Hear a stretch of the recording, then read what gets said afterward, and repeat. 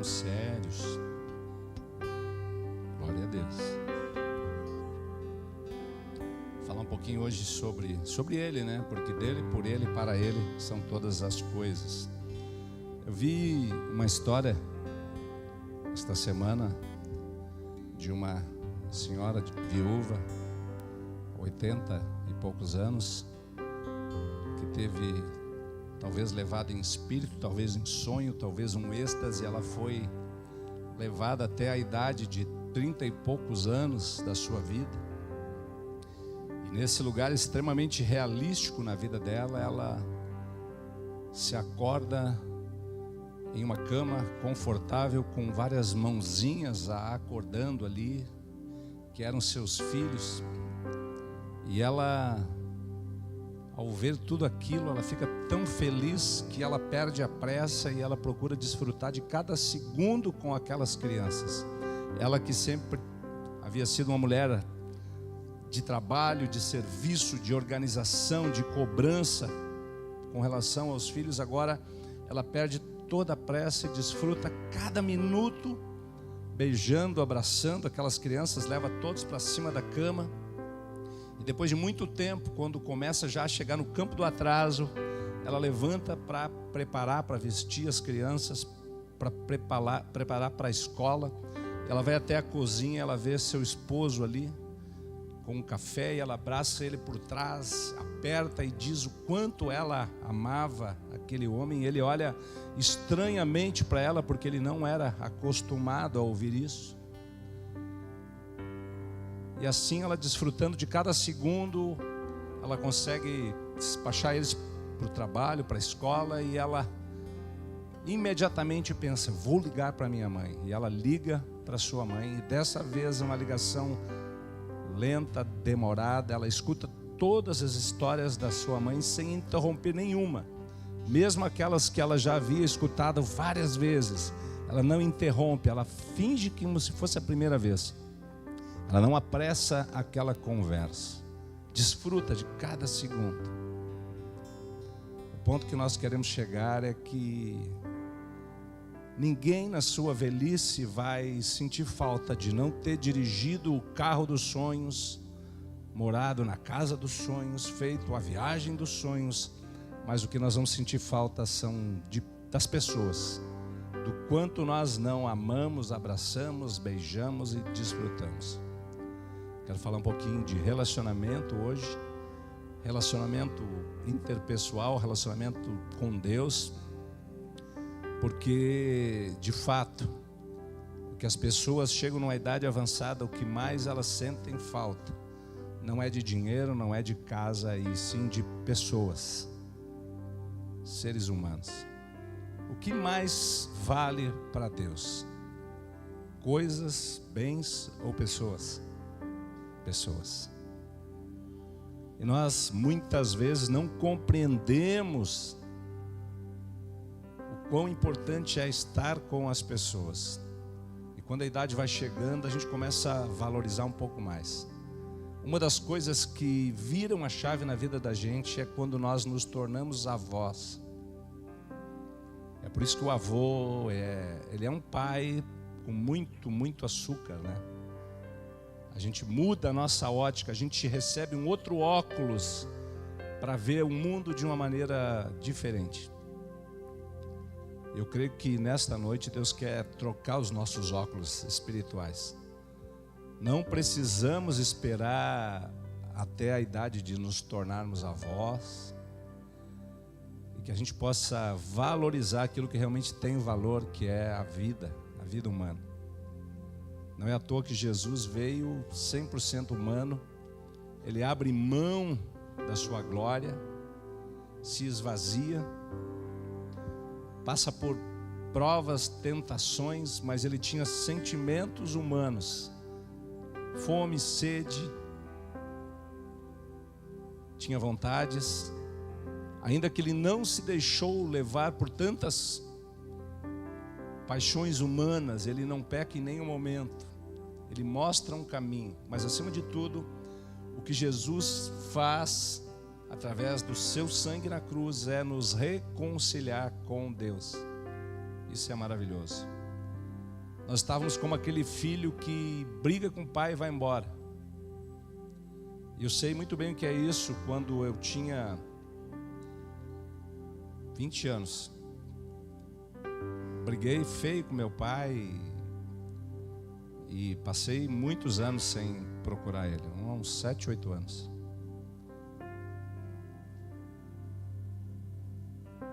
E com relação a Deus, a gente não consegue ter a compreensão de que Deus é Pai. Quando nós não nos damos bem com o nosso pai biológico, dificilmente conseguimos nos dar bem com Deus, no sentido de receber a paternidade de Deus. A gente tem dificuldade. A gente vê Deus como Deus, vê como o Senhor, mas a gente acredita muito na punição, no castigo de Deus. E na minha família, né, a minha mãe do interior, católica, quando a gente não obedecia, por exemplo, e caía um tombo, e ela dizia assim: viu, Deus castiga.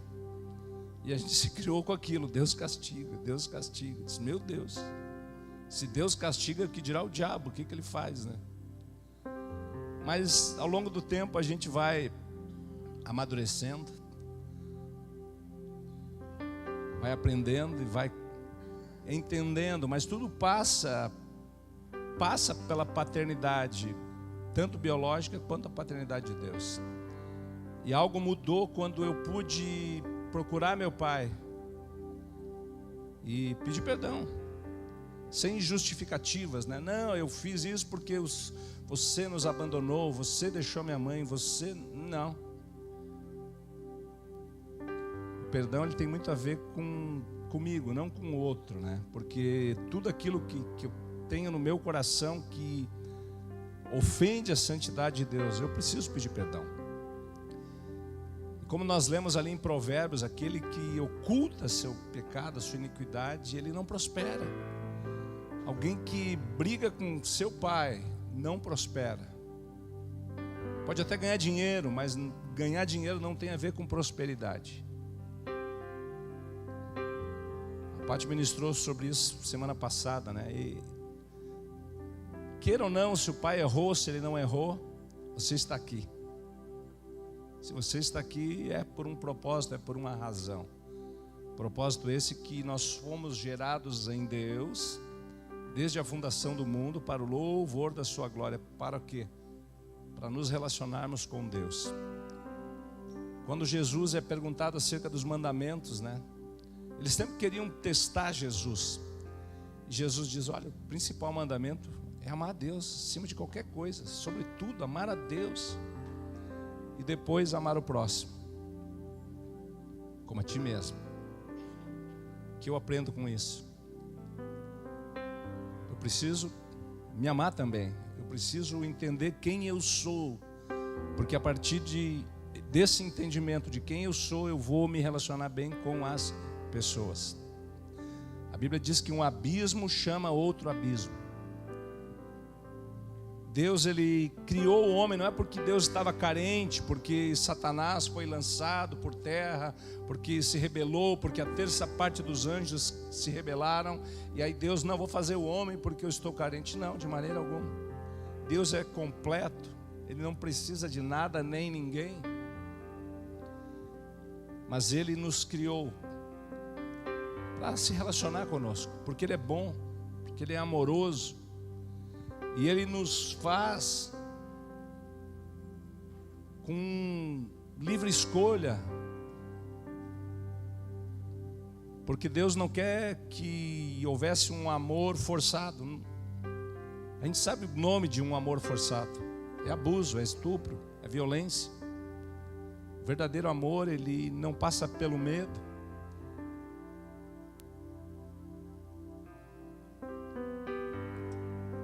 E Deus nos faz para se relacionar com Ele. Então as pessoas hoje têm uma carência que se expressa no próprio corpo. As pessoas se marcam, mudam a fisionomia, põem ganchos, pregos, piercing, tatuagem por tudo dentro do olho. E vão mudando, usando roupas e fazendo coisas porque não sabem quem são realmente. não sabem quem são. Quando entendemos quem nós somos, entendemos que somos seres completos a partir de Deus e com Deus, e que pessoas carentes, elas atraem para si pessoas más, edomitas, manipuladoras, como um relacionamento entre aquela garça que entra dentro da boca do jacaré. O jacaré precisa muito daquela garça, porque a mãozinha do jacaré é pequenininha, ele não consegue espalitar os dentes. Então sobra muito resto de comida nos dentes do jacaré, e ele precisa de alguém para limpar para ele. E vem a garça. E a garça, aos olhos do jacaré, ela é bem apetitosa, e ela encontra ali comida fácil, não tão fácil, mas ela se submete àquele relacionamento, e ela entra dentro da boca do jacaré e vai espalitando os dentes. Eu imagino que o jacaré, ele é tentado a fechar a boca, mas ele precisa da garça. A garça precisa dele. Não é um tipo de relacionamento para seres humanos, uma dependência doente. Não. Por isso nós temos, que é desenvolvido aqui na igreja, esse trabalho com as mulheres, moças, as jovens, de buscarem estar completas em Deus, vencendo toda a carência, para não buscar ninguém a partir da sua carência, a partir da sua necessidade. Em breve começando também dos jovens. Para quê? Para que os jovens também não se frustrem buscando aquilo que eles não encontraram na mãe, na ex-noiva, na primeira namorada. Que nenhum tipo de relacionamento venha a partir de uma carência, a partir de uma necessidade, mas que seja um relacionamento a partir de um propósito, o propósito divino, o propósito eterno. Só assim nós vamos conseguir sermos completos em Deus, e que dois se tornem um. Amém? Essa é a ideia de Deus. Assim como o noivo e a noiva representam Cristo e a igreja, esta é a visão de Deus, que nós, a noiva, a igreja, nos tornemos um com Cristo, assim como Cristo é um com Deus. O Pai, o Filho, o Espírito Santo são indivíduos, mas que têm essa unidade. Ao mesmo tempo que tem a individualidade, são um. A palavra, a unidade mais representativa ou compreensiva é um cacho de uva. É um cacho, mas tem os diferentes grãos que formam o cacho de uva. É a mesma palavra para aquilo que Deus é. Eles são um, sendo individuais. Assim como nós, a igreja, nós seremos um com Cristo, como Cristo é com o Pai. Você consegue entender isso? É um pouco difícil de entender, né?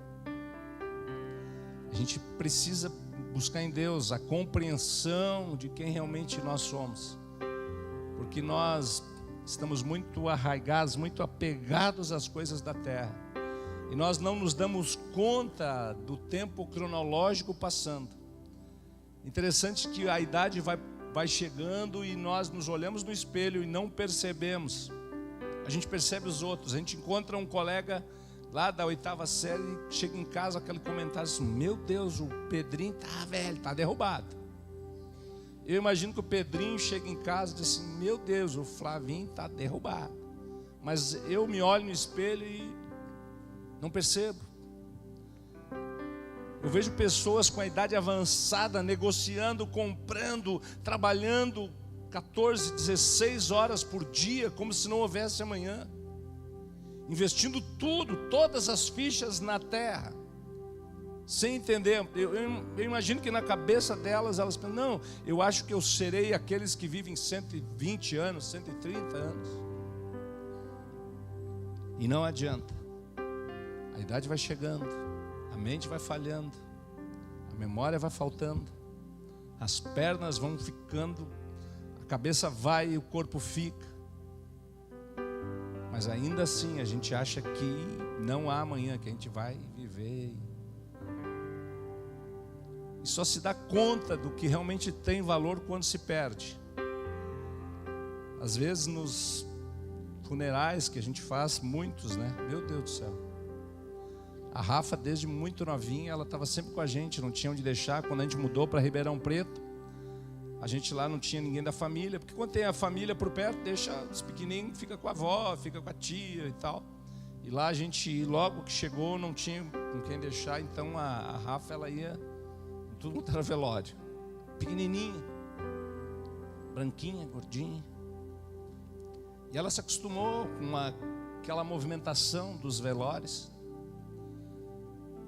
E a gente percebe que muitas vezes as pessoas estão ali fazendo declarações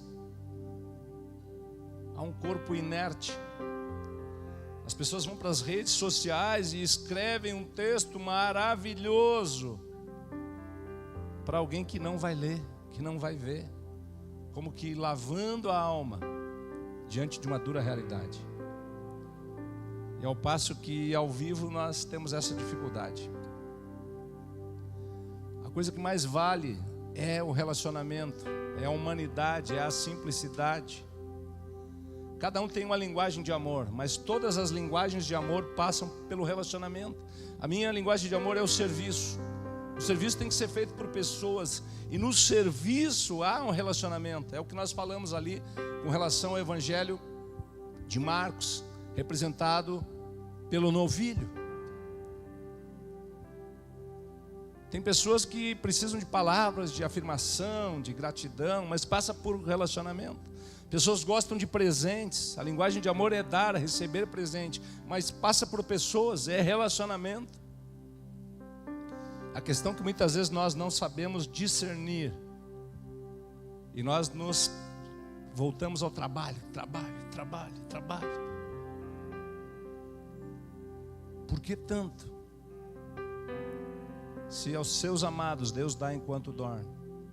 Quando nós ultrapassamos o limite de uma carga horária decente, humana, nós entramos num lugar onde Deus, fica tranquilo, o Senhor não precisa fazer, deixa comigo Deus, eu faço, deixa aqui meu braço, eu vou fazer, deixa comigo.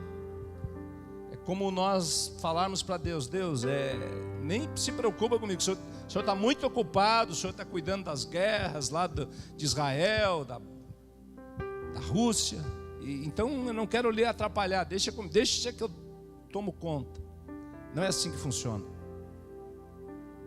Mas eu preciso dar um futuro melhor para os meus filhos, eu preciso. O quanto nós precisamos, o que eles querem de nós, o presente ou que estejamos presentes. Isso passa muito rápido. Passa muito rápido. Passa muito, muito rápido. Só de olhar para a Lívia é a nossa neta. Já vai fazer 7 anos. Já está sem dente em cima, nascendo dente embaixo. A recém era um bebezinho. Olha as fotos, meu Deus. Eu vejo o quanto ela cresceu, mas não vejo o quanto eu envelheço. A gente projeta sempre o mês que vem, a gente está sempre à frente. Chega sexta-feira, a gente começa a trabalhar segunda, já diz assim, chega sexta-feira, sextou. Sextou significa que você já está 5 dias mais perto da morte. 5 dias você já viveu, de segunda a sexta você já queimou aqueles dias ali. Então desfrute cada um deles. Cada abraço. A gente não sabe quando é o último abraço. A gente não sabe. A gente não... Só Deus sabe essas coisas. Que a gente possa dar valor ao que realmente tem valor. Amém? Aleluia. Glória a Deus. Então Deus nos faz para isso, para o louvor da sua glória, para se relacionar conosco. Nós estamos aqui hoje, o congregar, né, do grego koinonia, que é compartilhar, estar juntos. Pela lógica, você poderia ficar em casa com a sua Bíblia, mas quem ia lhe instruir, quem ia incentivar? O congregar, o discernir o corpo, ele é mandatório, é mandamento. Tudo que o inimigo faz, tudo que o inimigo tem semeado é dúvidas, relativizando as verdades eternas de Deus. Desde o princípio, a serpente, o que ela faz? Não, Eva, não é bem assim. Não, não é assim. O inimigo sempre vai estar dizendo, não, não é bem assim. Congregar, não, não é bem assim. Ofertar, dizimar, não, não é bem assim. Para Deus é sim, sim, não, não. O que passa disso vem do maligno. Se a Bíblia diz que não devemos deixar de congregar como muitos, é porque não devemos. A Bíblia, para mim, ela não é relativa, ela é precisa, concisa. A Bíblia é literal. A Bíblia é literal. Os profetas são literais. Quando Isaías diz que uma virgem daria à luz 700 anos antes de Cristo, não era lógico, não era humanamente possível, não, mas aconteceu. Por quê? Porque o Espírito de Deus estava sobre Isaías e ele profetizou segundo os oráculos eternos. Quando Isaías tem um encontro genuíno com Deus, no capítulo 6, ele consegue ver os céus abertos. No momento de dificuldade, no momento de dúvidas de Isaías, no ano da morte do rei Uzias, o primo de Isaías, ele era chegado. Isaías era chegado com um governo. Ele entrava no palácio. Isaías entrava no palácio da alvorada, ele comia com o governo. Ele não perdia uma live. Estava sempre ali. Tinha muitos seguidores também. E de repente ele perde aquele acesso humano de governo. E ele entra em crise. E no ano da morte do seu primo, ele vê os céus abertos, ele vê a glória de Deus. E qual a conclusão que Isaías chega? Ele diz, eu vou morrer. Eu vi o rei, eu vou morrer, é muita glória. E ele diz, eu sou um homem de lábios impuros, que habito no meio de um povo de impuros lábios. O próprio Isaías chega à conclusão que, de alguma forma, de sua boca, dos seus lábios, saíam palavras que não eram bênção. Ele era um profeta, ele até o capítulo 6, capítulo 1 ao capítulo 5, Isaías, ele é um profeta, aquele com o dedo apontado, eis que te digo, ai daqueles, ele apontava e dizia assim, ai daqueles, ai daqueles. E no capítulo 6 ele muda o dedo e disse assim, ai de mim, ai de mim, ai de mim. Eu creio que a igreja nesse tempo precisa apontar o seu dedo profético para si, ai de mim. Estamos agradando a Deus como igreja, como indivíduos? Qual é o nosso relacionamento com Deus? É aquele filho interesseiro que quer presente? Pai, tira um empréstimo para mim. Pai, eu vou alugar uma casa, serve de fiador para mim. Pai, eu quero um carro, preciso tanto para dar de entrada. Me consegue uns 15 mil para mim dar de entrada. Aquele filho que só vai na casa do pai quando é convidado para um churrasco. A minha mãe morreu com 43 anos. Eu nunca disse para ela, mãe, eu te amo. Nunca disse. Ela morreu com 43 anos. Eu nunca disse, mãe, eu te amo. E Deus é tão bom que me deu uma sogra, que já está velhinha também. E que às vezes já não lembra de algumas coisas. Que já não tem aquela velocidade. Não tem uma semana que a Paty não fala assim, eu vou lá visitar a mãe. E ela sai, não quer nem saber. Vamos juntos? Vamos. Às vezes eu estou todo empoeirado na lida lá do sítio. Ela não passa uma semana, ela vai sempre lá. E leva no mercado e não acelera. O que tu quer, mãe? Pega isso, pega aquilo. Que filho nós somos? Qual a nossa relação com Deus? É de pedintes? Porque Deus, Ele é Pai, Ele vai dar aquilo que nós realmente necessitamos. Ele é Pai. Ele sabe o que realmente precisamos. A questão é quando nós queremos mais do que podemos suportar. Geralmente as pessoas caem quando estão na bênção. Geralmente as pessoas caem quando estão desfrutando. Quando estamos na luta, geralmente não perdemos culto. Geralmente não perdemos culto. Porque precisamos. Quem é pai sabe. A gente espera um relacionamento de duas vias. Filhos que realmente tenham gratidão e nos procurem. Amém? E Deus desde o princípio, Ele cria Adão, cria Eva, e Ele tinha um relacionamento perfeito com eles. Ele se relacionava todos os dias. Na viração do dia o Senhor descia. Eu imagino que o fato de Adão e Eva estarem ali sem o pecado, o relacionamento deles era um relacionamento profundo, direto. Eu creio que ali eles eram muito próximos, porque se eles foram feitos segundo a imagem e semelhança, imagem fala de aparência, semelhança fala de atributos. Eu imagino que Adão e Eva, eles tinham muitos atributos. Eu creio que não precisavam nem ao menos roupa, eram revestidos de uma glória.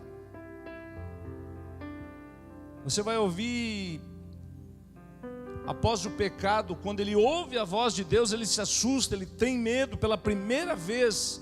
Por quê? Porque agora ele ouve a voz de fora. A voz não estava mais dentro dele. Por quê? Porque o pecado fez esta separação. Agora eles se dão conta que toda a glória que os revestia não está mais ali. Mas ainda assim, Deus não interrompe o relacionamento. Porém agora, o plano eterno de Deus, que já foi estabelecido desde a fundação do mundo. O Cordeiro foi imolado, Apocalipse 13, desde a fundação do mundo. O plano perfeito de Deus já estava pronto. Assim como Apocalipse já está pronto. Assim como a sentença para Satanás, para o anticristo, para a besta já está proferido. Na eternidade já estão condenados e julgados. Tudo está preparado, tudo está pronto. Tudo que nós precisamos é andar no caminho do Senhor. Ele já estabeleceu um caminho, e não adianta a gente ficar orando: Senhor, abençoa os meus caminhos. Não precisa, anda nos deles. O caminho do Senhor já é abençoado. Os nossos levam ao engano, à mentira. É mais fácil andar no caminho dele. É estreito? É estreito. Muitas coisas não vão passar ali. Ontem eu saí daqui, peguei a minha bolsa, botei o chofar, e aquilo é grande, eu não carrego ele na bolsa, mas ontem à tarde já botei na bolsa. Quando eu fui entrar na porta, fiquei, não entrei. Mas tira o chofar da bolsa. E a gente quer às vezes andar no caminho de Deus cheio de penduricos, de coisaradas. A gente pede muitas coisas e Deus muitas vezes não nos dá. Por quê? Porque esses penduricalhos vão nos impedir de andar no caminho do Senhor. Por quê? Porque nós nos apegamos demasiado a essas coisas. A bênção de Deus, ela sempre tem um limite, ela é diretamente proporcional ao quanto eu vou suportar sem me corromper. O que passa disso não é bênção. O nosso padrão não é a prosperidade do ímpio, mas a prosperidade do justo. É a gratidão, porque o justo não vai ter falta de nada. Ele não vai precisar mendigar. Não quer dizer que não passe por algumas dificuldades, momentâneas tribulações. Isso faz parte. O relacionamento de Deus passa pela identidade. Quem nós somos? Somos filhos. Somente um filho maduro tem direito à herança. Somente filho maduro tem direito à herança. Enquanto o herdeiro for menor, ele nada difere do funcionário da empresa. O filho do patrão, a criança, o guri, aquele metido, mexe em tudo. E aí qualquer um xinga, o guardinha diz: sai daí, guri, cuidado aí, é perigoso. A secretária diz: não mexe nas minhas canetas aí, guri, não mexe no computador, vai desligar o fio ali, guri. Onde vai, chama-se atenção. Mas quando aquele menino se torna um homem formado, ele entra na empresa, muda o tratamento. Por quê? Porque agora ele manda. Agora ele adquiriu maturidade. Enquanto nós não adquirirmos a maturidade espiritual, nós não desfrutamos da herança de Deus. Nós não precisamos esperar morrer e ir para o céu para desfrutar. Nós podemos desfrutar agora em vida. Por quê? Porque é chegado o reino. É chegado o reino. Onde? Lá, aqui, ali, não. O reino está dentro de nós. E esta manifestação do reino, ela é a partir dos filhos. Por quê? Porque a criação geme pela manifestação de quem? Dos crentes, dos evangélicos, não, dos filhos de Deus. A criação geme. Eu vi um vídeo que me chamou a atenção. Um jovem senhor ministrando a palavra, pregando, evangelista. O evangelista é aquele cara que é chato, ele faz todo mundo aceitar Jesus, ele faz qualquer coisa para ganhar uma alma. E aquele homem estava dizendo: Jesus te ama. E o rapaz era forte, era grande, deu-lhe uma direitaça no ouvido daquele homem, chegou a doer em mim. E eu fiquei ali pensando: meu Deus, se fosse eu não sei se eu ia reagir como aquele homem. Ele parou, botou a mão, viu que não estava sangrando, mas deu um estouro. Eu acho que ele ficou dando sinal de ocupado uma meia hora. E aí aquele jovem volta para o seu lugar e ele vai lá e diz: Jesus te ama. Apanhou e disse assim: Jesus te ama. E vai para cima do jovem e começa a dizer: ele te ama. Eu não acredito, mas ele te ama. E começa a pregar, abraça aquele jovem. O jovem começa a chorar. Ele faz a oração, recebe a Cristo, se converte ali. Por quê? Porque ele estava ansioso pela manifestação de um filho de Deus. A manifestação dos filhos de Deus é o que vai fazer diferença, não é os filhos das trevas. Deus espera que nós venhamos nos manifestar como filhos, não como filhos menores. Por quê? Porque crianças, elas não têm noção. A criança briga por coisas: é meu, não é meu, dou, não dou, empresto, não empresto. Mas os filhos maduros compreendem. O que temos, se temos, não é só meu. Tudo que o Senhor nos alcança serve para um propósito de estabelecer, de anunciar o reino, para que o rei venha estabelecer. Nós muitas vezes, diante das dificuldades, queremos ser: Maranata, a hora vem, Senhor Jesus. Ele já veio. Ele está em nós até a consumação do século. Ele disse: se estiverem comigo, estarei convosco até a consumação dos séculos. Só não volta antes. Por quê? Porque nós não cumprimos a nossa missão ainda. Há muita gente para nós alcançarmos, conquistarmos. A questão é que hoje, muitas vezes as nossas reuniões, elas são para bajular, para chamar de meu lindo, minha linda. Ai meu lindo, ai minha linda. Não, arrepende-te. Abandona o pecado. Abandona a pornografia, a prostituição. Abandona o pecado.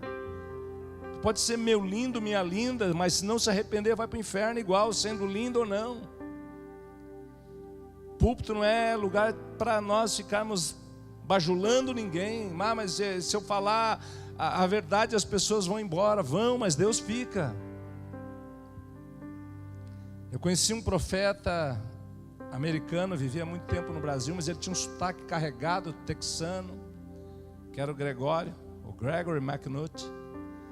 Uma vez ele vai pregar na igreja, uma certa igreja, e ele era um profeta de Deus, ele falava a verdade. Era um homem muito ungido, muito ousado, apaixonado por Jesus.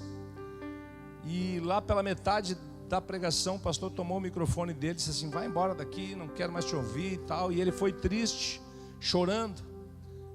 No caminho, ele conversa com Deus: Senhor, me expulsaram dali, daquela igreja. E aí Deus fala com ele: calma, Gregório, eu também já não estou lá faz muitos anos. Ou seja, precisamos anunciar a verdade.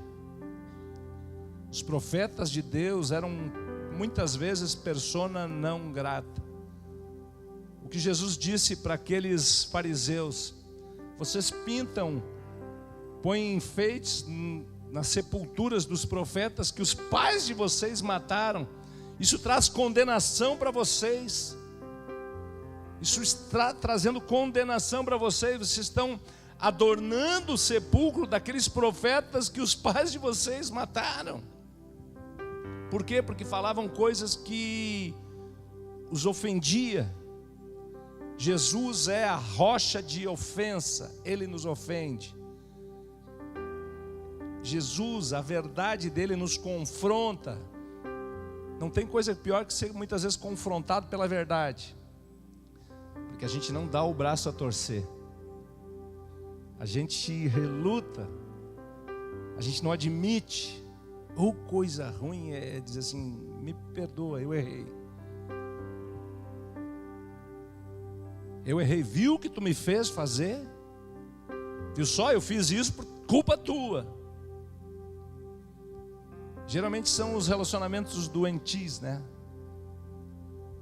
Viu só, te empurrei, viu o que tu fez eu fazer?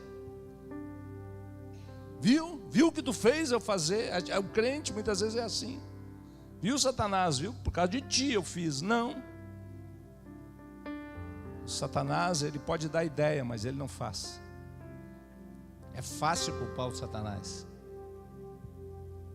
Só que o pecado, ele tem a ver com os nossos olhos, a nossa cobiça, a nossa intenção do coração. Então, quando nossos olhos cobiçam algo que não nos é de direito,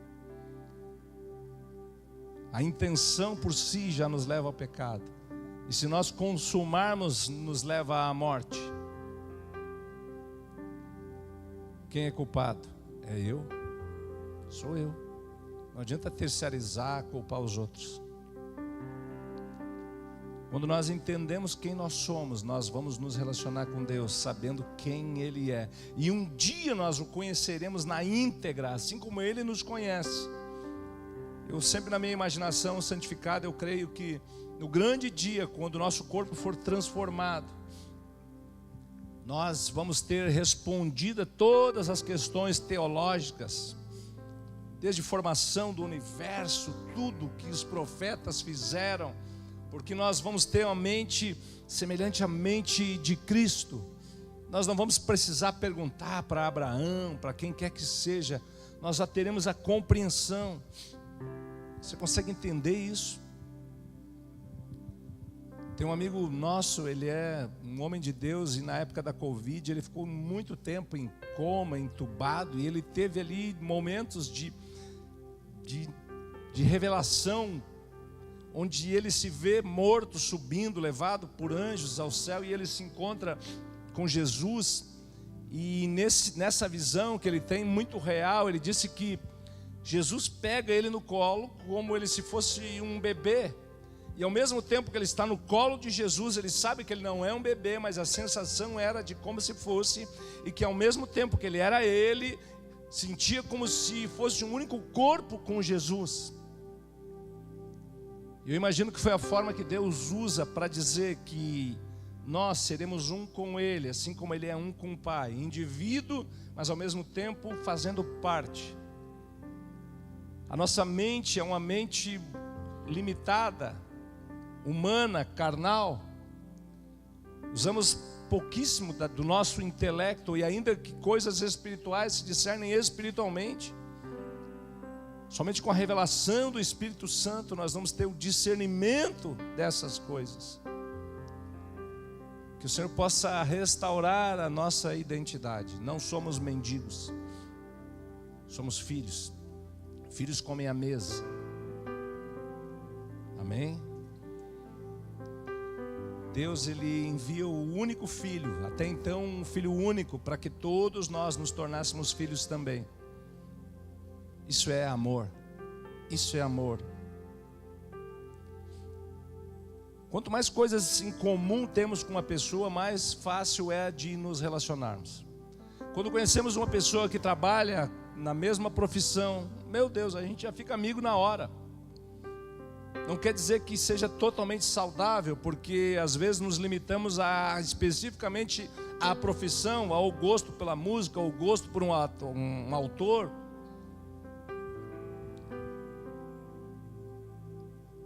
Para compreender, para se relacionar bem com Deus, nós precisamos ter muitas coisas em comum.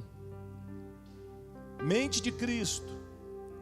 Precisamos conhecer essa carta maravilhosa que o Senhor nos deixou, que é a palavra, é a Bíblia. Quanto mais eu leio, mais eu sei como Ele é, o que Ele gosta, e maior e melhor é a nossa relação com Deus. Amém? Deus espera que sejamos relacionais assim como Ele é. Tem um texto muito bacana que está em Cantares.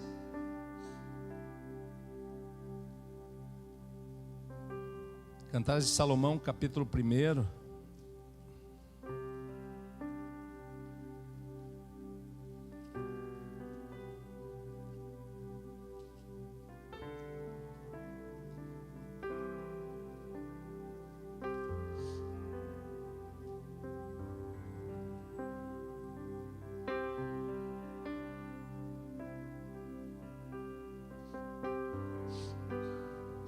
O livro dos Cânticos, ele foi um livro que gerou muita polêmica, principalmente no meio da igreja católica. Muitos eruditos relutaram em fazer com que esse livro fizesse parte das escrituras que realmente são consideradas inspiradas por Deus. Mas quando nós lemos o capítulo 1, onde diz: beija-me com os beijos de tua boca, porque melhor é teu amor do que o vinho. Suave é o aroma dos teus ungüentos, como unguento derramado é o teu nome.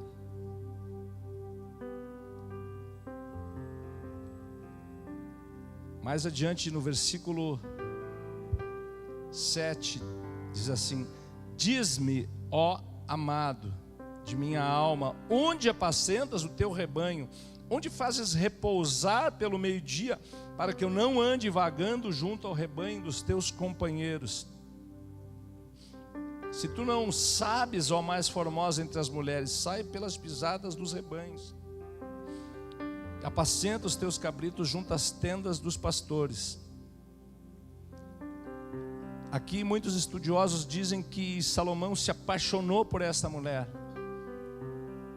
E ele, sendo um rei poderoso, facilmente mandaria um dos seus súditos: tragam essa jovem, eu quero me casar com ela.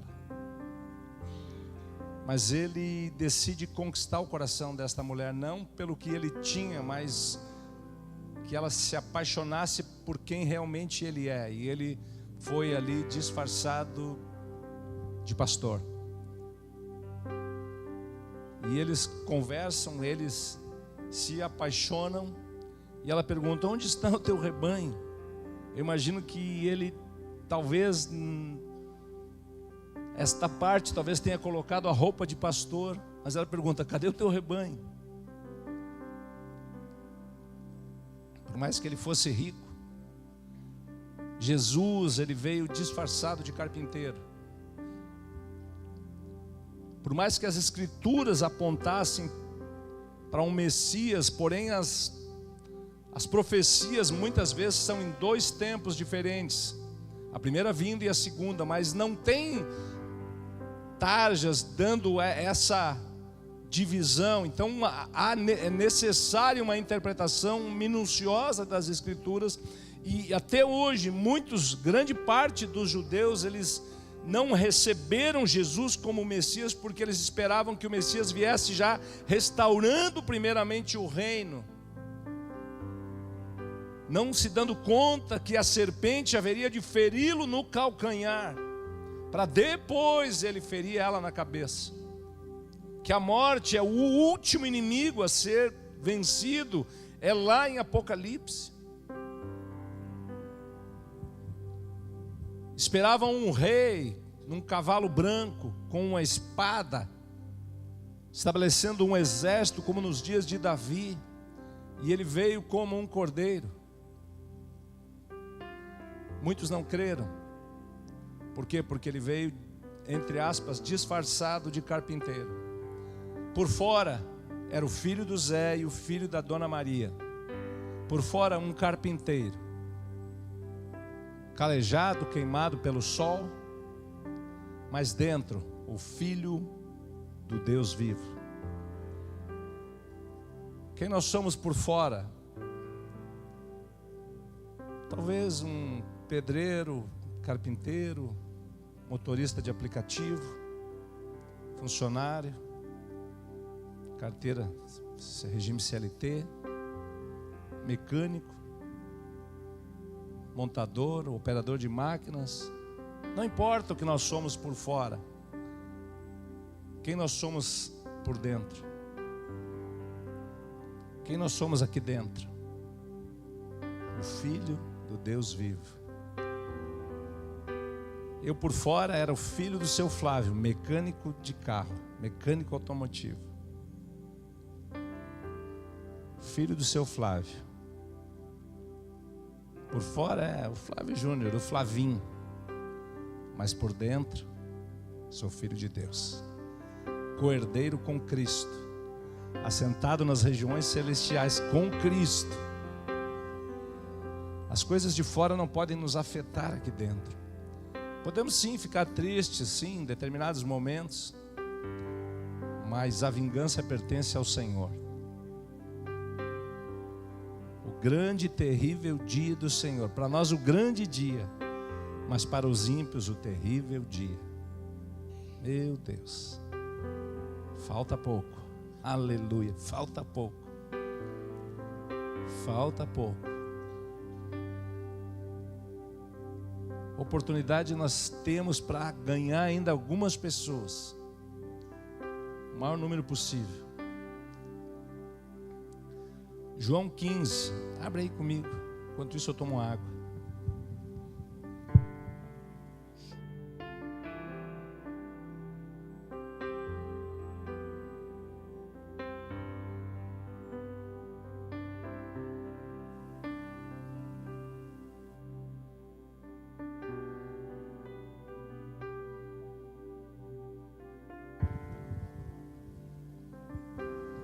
João 15.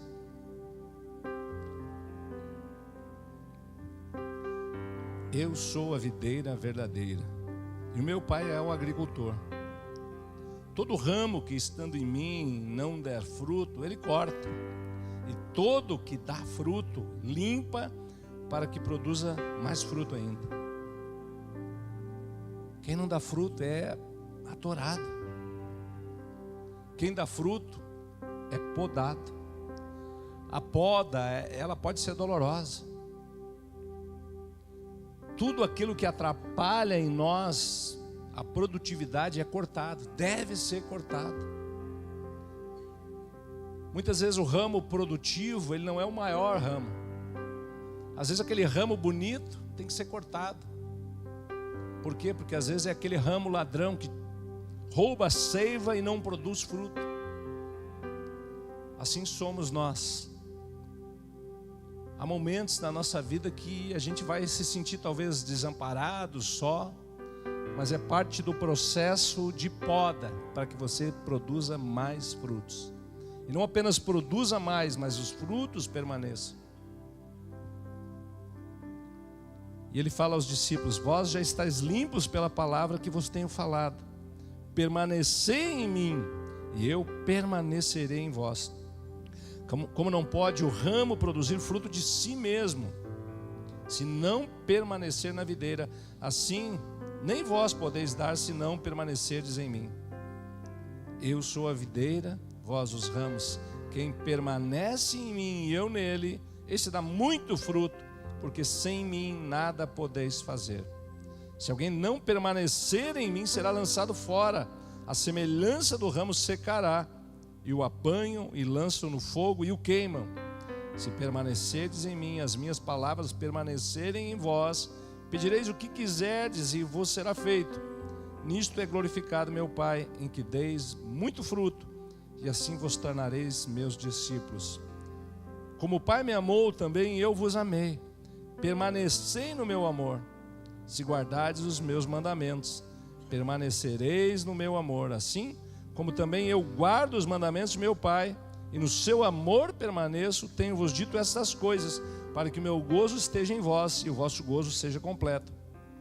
Meu mandamento é este: que vos ameis uns aos outros, assim como eu vos amei. Relacionamento. Relacionamento. Ninguém tem maior amor do que este, de dar a alguém a própria vida em favor dos seus amigos. Vós sois meus amigos, se fazeis o que eu vos mando. Já não vos chamo servos, porque o servo não sabe o que faz seu senhor, mas tenho-vos chamado amigos, porque tudo quanto ouvi de meu Pai eu vos tenho dado a conhecer. Amigos. Que religião pode tornar alguém amigo do Criador, amigo de Deus? Só Jesus. Só Jesus. Amigos de Deus. Isso é relacionamento. Relacionamento é esse, amizade. Ele é Deus, sim, é o Criador, sim, é o Senhor, sim, mas é meu amigo. Ele deu a vida por mim. Qualquer um pode dar a vida por alguém bom. Um pai dá a vida pelo filho, a mãe dá a vida pelo filho, mas alguém daria a vida por alguém corrupto? Alguém daria a vida por um tirano? Alguém daria a vida por um adúltero? Por um bandido? Jesus deu. Jesus deu. E aí não é fácil.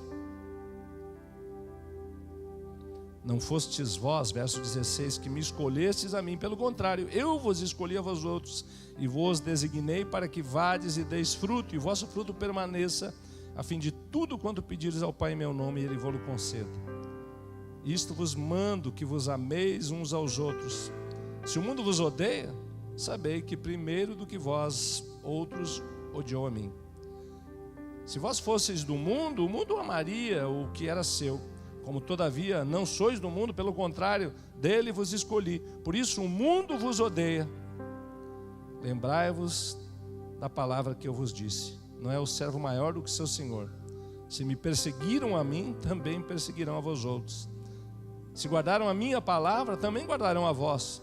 Tudo isso, porém, vos farão por causa do meu nome, porquanto não conhecem aquele que me enviou. O espírito do anticristo, ele já está no mundo. O espírito do anticristo já está se manifestando desde muito tempo. Nós precisamos discernir o que é anticristo e o que é de Cristo. Há muita gente do bem que é anticristo, que é contra o Cristo.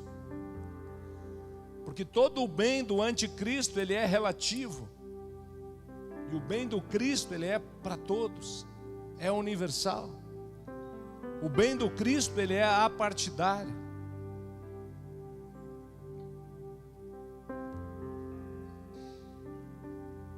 Nem tudo que parece é, nem tudo que é parece. O espírito do anticristo, ele já está se manifestando. Esteja atento. Tenha discernimento, busque discernimento. João 17, para a gente ir para o fim. diz assim, capítulo 17, verso 18, não precisa abrir para a gente ganhar tempo, diz: assim como tu me enviastes ao mundo, também eu vos enviei ao mundo, e a favor deles eu me santifico a mim mesmo, para que eles também sejam santificados na verdade. Não rogo somente por estes, mas também por aqueles que vierem a crer em mim, por intermédio da sua palavra, a fim de que todos sejam um, como és tu, ó Pai, em mim e eu em ti. Também sejam eles em nós, para que o mundo creia que tu me enviastes. Isso fala de um tempo chamado hoje. Unidade, a igreja, Cristo, o Filho, Deus, o Pai, o Espírito Santo. Nós precisamos estar unidos, nos confundir no bom sentido, misturados, um purê, uma igreja movida, instruída pelo Espírito Santo de Deus, para que o mundo creia, para que o mundo creia, para que Cristo volte e estabeleça o reino. É necessário que a igreja seja um com Cristo. Nós não precisamos esperar a morte para estarmos com Ele, não, porque é um trabalho a ser feito. Ele nos chamou, Ele nos separou, Ele nos escolheu para que nós dessemos fruto e que o fruto permanecesse. E o fruto ele só permanece estando conectados à videira verdadeira, para que a seiva nos alimente, nos mantenha, nos sustente. Não há vida fora de Cristo, não há vida fora da igreja. Por mais que nós somos a igreja, mas somos pedras vivas. Quando nos reunimos, nós edificamos a igreja de Cristo Jesus, que tem um endereço, sim. Claro que pode se reunir debaixo de uma árvore, sim, na beira de um rio, sim. Mas nós precisamos estar comprometidos com o corpo, envolvidos com o corpo. Tem muita gente na internet falando meias verdades, relativizando a fé, que não estão comprometidas com a noiva. Querem o prazer com a noiva, mas não querem um compromisso, não querem aliança com a noiva. E nós não paramos para ouvir pessoas que não estão comprometidas com a igreja de Jesus. Pessoas que não pagam o preço, que não têm se doado, se dado em favor da noiva, se gastado, se deixado gastar. Amém? Aleluia. Esta é a oração do Senhor. Eu lhes tenho transmitido, verso 22, a glória que me tens dado, para que sejam um como nós somos, eu neles, tu em mim, a fim de que sejam aperfeiçoados na unidade, para que o mundo conheça que tu me enviastes e os amastes, como também amastes a mim. Pai, a minha vontade é que onde eu estou estejam também comigo os que me destes, para que vejam a minha glória que me conferistes, porque me amastes antes da fundação do mundo. Pai justo, o mundo não te conheceu, eu porém te conheci, e também estes compreenderam que tu me enviastes. Eu lhes fiz conhecer o teu nome e ainda farei conhecer, a fim de que o amor com que me amaste esteja neles e eu neles esteja. Aleluia, isso é uma carta de amor do próprio Cristo, um presente acessível a todos nós, que tem a ver com a igreja, tem a ver com congregar, tem a ver com se relacionar. Uma das coisas mais difíceis para mim, que fui criado sem pai, era o relacionamento. Meu Deus do céu, nunca foi fácil. Eu, quando era pequenininho, eu me escondia embaixo da mesa em dia de aniversário. É verdade. Bugrinho, gordinho, me escondia embaixo da mesa. Era uma luta me relacionar com alguém. Eu tinha ali meus amigos, um ou dois, mas era chucro.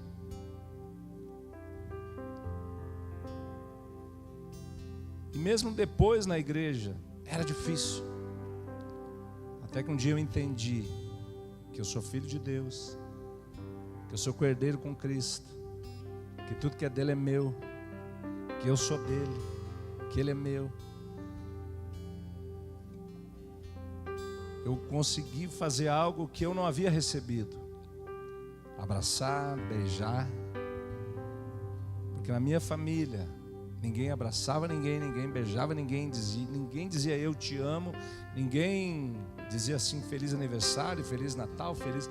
Então quando chegava estas datas, meu Deus do céu, eu tinha vontade de fazer igual ao avestruz, enterrar a cabeça num buraco. Mas o Senhor restaurou a sua paternidade. Quando eu tive a minha paternidade celestial restaurada, consegui restaurar a minha paternidade biológica. Consegui me relacionar com meu pai biológico. Consegui gerar um amor, um carinho por ele. Foi algo maravilhoso. Só lamento não ter podido ter o tempo com a minha mãe. Mas eu sei que nos encontraremos no grande dia. No grande dia. Porque eu sei que ela foi salva. Se converteu nos últimos momentos. Mas já está no Senhor. Que a gente possa compreender quem realmente nós somos. E eu digo sempre, né, às vezes em tom de brincadeira, mas é verdade. Como é bom sermos nós. É bom ser a gente. É bom demais. É bom demais ser filho de Deus. Somos cheios dele. Tudo que nós adquirirmos é lucro, mas o principal nós já temos. A passagem já foi comprada para a eternidade. Foi pago um alto preço. E é só desfrutar. É só obedecer, é só permanecer ligados à verdadeira videira que é Cristo Jesus. Amém? Vamos ficar de pé? Eu quero perguntar aqui entre nós, alguém que quer receber Cristo em sua vida como Senhor e Salvador? Alguém quer entregar sua vida para Jesus nessa noite? Tem alguém aí que quer entregar sua vida? Alguém que estava brigado com o pai e quer se reconciliar? Assim como um dia eu estava brigado com meu pai. Alguém estava brigado com o pai e quer se reconciliar? Levanta a mão onde você estiver. Nós vamos orar com você, não é só por você, com você. Aleluia.